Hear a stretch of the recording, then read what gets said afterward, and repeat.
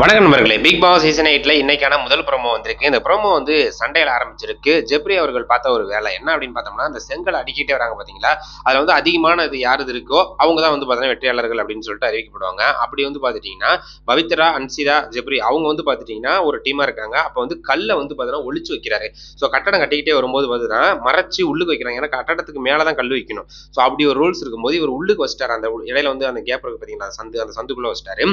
So இதை வந்து பார்த்தீங்கன்னா இந்த சைடு இருக்கவங்க கண்டுபிடிச்சிட்டாங்க. சாக்குலின், ரயன், ரஞ்சித் இவங்க கண்டுபிடிச்சு முத்து மற்றவங்கலாம் சொல்லி எல்லாம் பார்த்தீங்கன்னா அதை கண்ணு அவங்க மாதிரி இது பண்ணுறாங்க அப்படின்னு சொல்லிட்டு கேட்கும்போது தான் சொன்னதுக்கப்புறம் ஜெப்ரி அவர்கள் அந்த கல்லை வெளியே எடுத்து மேலே வைக்கிறாரு.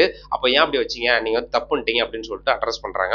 அப்போ தான் வந்து பார்த்தீங்கன்னா வாக்குவாதம் வெடிக்குது. அதான் சொல்லிட்டீங்கல்ல, அப்புறம் என்ன திரும்ப திரும்ப நீங்கள் இது பண்ணுறீங்க அப்படின்னு சொல்லிட்டு தப்பு பண்ணாதான் நாங்கள் தப்பு பண்ணிட்டோம் அப்படின்னு சொல்லிட்டு ரிலேஸ் பண்ணாமல் அன்சிதா ஒரு சைடு வந்து பார்த்தீங்கன்னா சத்தம் போட்டு வராங்க. ஜெப்ரி ஒரு சைடு சத்தம் போடுறாரு.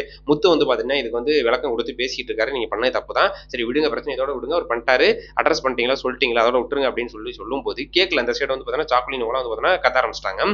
ஸோ அப்போதான் வந்து பார்த்துட்டீங்கன்னா கேப்டனா வந்து அவரோட வேலையை செய்யணும்ல நம்ம விஜய் விஷால் அவர்கள் அவர் வந்து சொல்றாரு, 2 பேருமே சைலண்டா இருங்க அப்படின்னு சொல்லும்போது கேட்கல. அது வந்து பார்த்தீங்கன்னா இந்த சைடு உள்ளவங்ககிட்ட ரொம்ப ஓவராக பேச ஆரம்பிச்சிட்டாரு, கத்த ஆரம்பிச்சிட்டாரு. அப்ப நான் எதுக்கு இங்க இருக்கேன், நீங்க பாட்டி பேசிட்டு இருக்கீங்க, நான் சொல்றேன் நீங்க கேட்கல அப்படின்னு சொல்லிட்டு விஜய் விஷால் ஒரு சைடு ஒரு கட்டத்துக்கு மேல கத்த ஆரம்பிச்சிட்டாரு.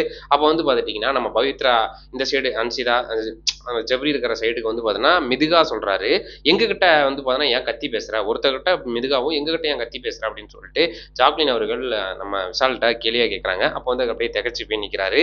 ஸோ இன்னைக்கான சம்பவம் வேற லெவலில் தான் இருக்கும் அப்படின்னு தோணுது. ஏன்னா நேற்றே ஒரு வேலை பார்த்து விட்டார் ஜெப்ரி அவர்கள், கையை வந்து பார்த்துட்டிங்கன்னா வேலையை காட்டி விட்டாரு நம்ம ராணா அவர்களுக்கு.